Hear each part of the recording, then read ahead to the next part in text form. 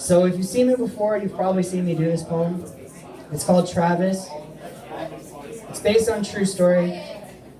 I figured since I've done it a couple times here, I'll tell you the story a little bit before I get into it. So when I was 14, it was October, I had just started grade 9. I was with a couple of friends and we were headed to the beach for a lunch period. And there was this it's a condominium now, but at the time there was this open field that we would cut through to go to the beach. And it was close to Halloween, so we were cutting through the beach and we looked over to the left, there was all these trees. And there was this thing in the trees and we were like, it's probably just Halloween decorations, right? So we went closer and there was a guy in the trees and we were naive, stupid kids. So we were like, it's probably a prank. We're gonna get close, this guy's gonna jump up, he's gonna scare us all.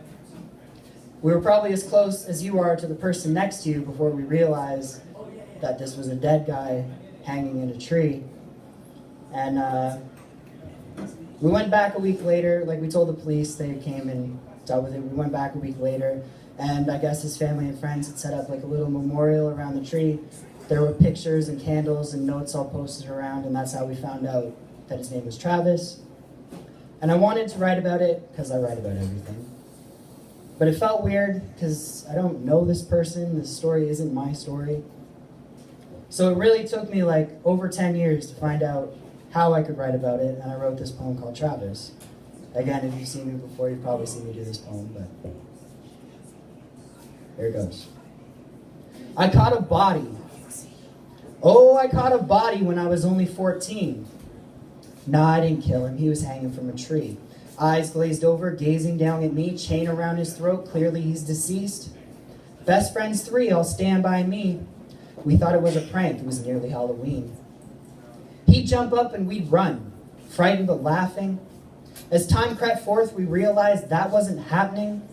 They say my generation has a disconnect from violence and death because we're so used to seeing it on a screen. I'm inclined to disagree.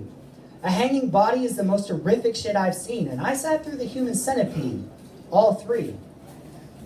I know the difference between escape and reality. A hanging body isn't something he meant for us to see. He was just escaping his reality. He wasn't thinking of the aftermath of his actions, and he shouldn't have been. It's just left me asking, how does something so tragic happen? Travis, how was your name? Saw it there on that page in the memorial space that they made in the place that we found you. We saw all the love that once did surround you, all the portraits and poems posted by those that couldn't fill the holes of your leaving. I witnessed the death and the grieving. I was too young to comprehend or make sense of it then. I probably still am. Back then, it was just a cool story to tell, but one few believed. Not even police until we took them to the scene. I mean, it was nearly Halloween. But now that I'm older and have perspective, fought my own battle with introspection and asked my own existential questions, I must admit, I'm just a little bit perplexed. What series of events led to your death? I'm not so naive to believe that your actions were selfish. I get you were depressed, but were you really so helpless? Did you feel there was no one to ask to help with all the bullshit that you must have dealt with? Were you on your own? Feeling alone? Unable to cope with the voices in your head? Was it regret? Was it something that someone you loved said? Or maybe something they didn't say? Was it heartbreak or just a bad day? If that morning, had someone said that they loved you, would you have made it through? If someone called you up and said they were proud of you, would you have forsaken the noose? I wish you were someone I knew. Did you suffer abuse? Did your heart break in two? Did you fall behind on your dues, no way out in your view? Or were you just a pissed off recluse? Who's to say? I didn't know you. I just want to know what happened. The weight of your loss has been massive. The pain your family must feel? I cannot imagine. I wish I had met you. Know what you've been through. What pushed you to the edge, jumping off of a ledge, had you thinking death was the only end to your issue?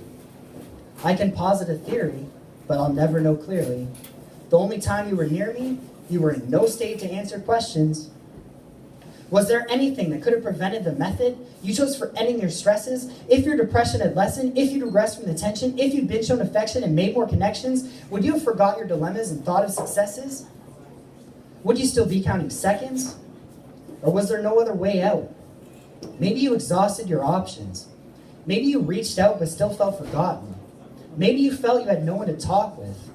Was your life a series of lost causes?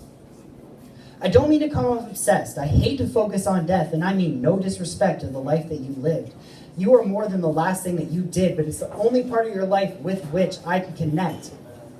And that's because of a choice that you made.